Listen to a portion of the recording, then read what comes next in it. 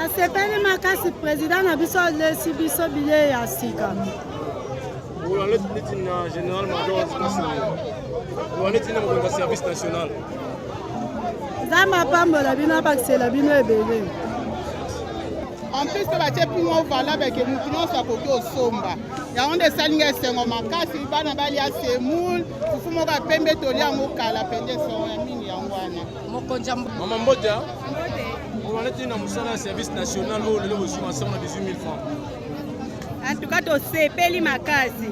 Tu sais peli vraiment. Tu vas non mon année tu vas jamais tellement que tu moni na misu. Ce que tu sais peli vraiment. Tu sais peli makasi. Ah, en tout cas, tu peux dire merci à continuer à boyer. À continuer à boyer. Donc, misu na yene vision na ya sale laki. Ce que tu comme mon ango moko nenge zo salama. À continuer. Tu peux dire merci, merci, merci. Bon, et c'est moi qui a besoin social social. Babandi boye bakoba. Est-ce qu'on a bilangate? Tous les amis bambisi à Thompson. Alors tous on a besoin de pétrole et biloko na biso mo mboka. Ngala za fonctionner boye na CP. Bona la bangwa.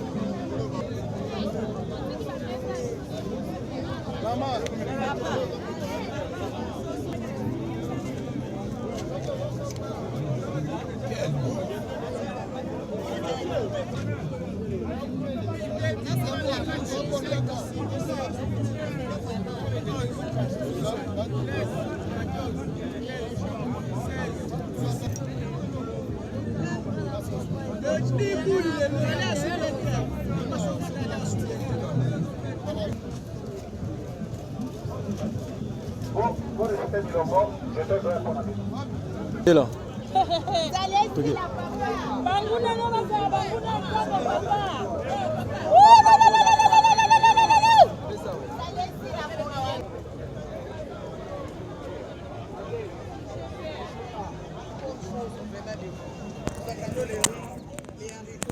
Les pommes de terre, choses là, même les fruits de manioc, nous avons besoin de ça.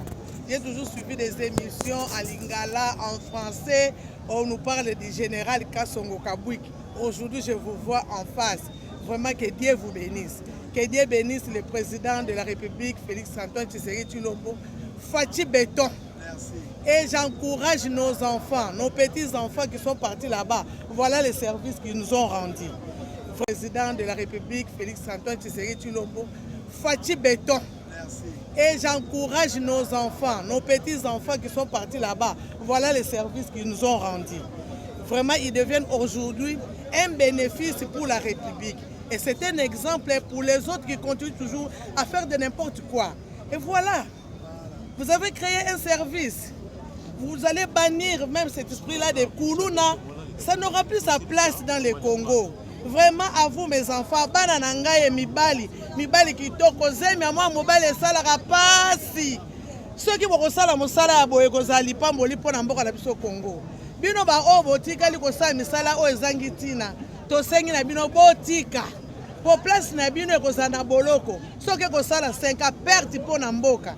Misala koya tozana besoin loso, madesu, pomme de terre, matungulu, fufu, nyonso bambala. Congo mobimba toko bénéficier. Betouel obokela bampangi na beto, bana na beto. Ya Congo central, ya Bandundu, ya Kinshasa, ya République nyonso. Beno kela kala kisalu ine ya bakuluna, kufa batwangani, kubotula bambongo, betela kolomba benu bika kisalu ina, ya kena mfuka ve. Boubou ya avec mes 18 francs, ou 18 000 francs. Mouke baka sac ya mbimba, ya semoule, ya 25 kilos. N'est-ce pas, il y a vraiment bien.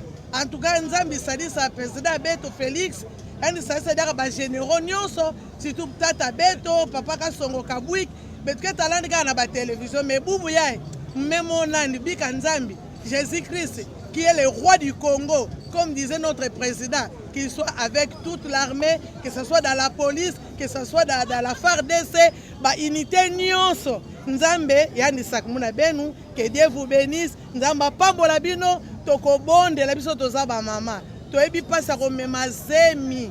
Pasi ya mwana mobali ozana elikia, lobi ya kosalisa yo bongo soki abandi koboma yo esalaka pasi yango topamboli bino mpe bapanzi sango bokaba lisolo eya lokuta te eza ya solo yango oyo bilembo emonani kuluna oyo akotikala mosala wana etali ye 5 ezawa te okonyokwama okolia vumvule ngai naza kuna te biso tokopambolaka mbo basali na nzambe baosala mosala baoteya sango malamu totika yesu mpe alingi aya na ye yo okotikalaka na kati ya kuluna osika no ezali te me soki okosalelaka mboka babi oyo akosalela mboka akozala mpe na lipamboli oyo ezali liye na mboka wana.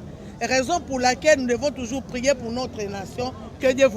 C'est par cet accueil avec pompe que toute la population de Bandunduville ainsi que tous les militants de tous les partis politiques, membres de l'Union sacrée pour la nation, malgré la pluie battante qui est un signe de bénédiction et de pouvoir ancestral, ont accueilli les deux députés provinciaux honorables.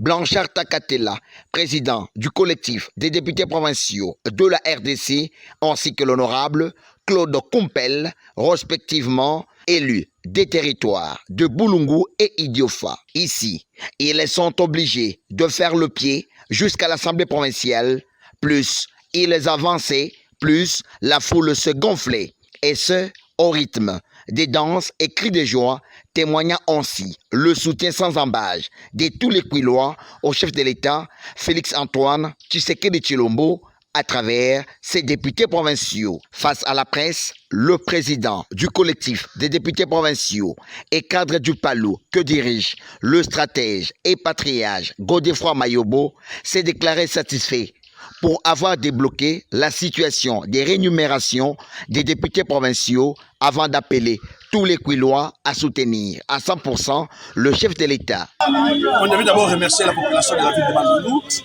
qui est venue malgré la pluie nous accueillir de l'aéroport jusqu'au siège de l'Assemblée provinciale. Les autorités de la République ont compris que les assemblées provinciales souffraient, qu'il y avait un sérieux problème de paiement au niveau des assemblées provinciales.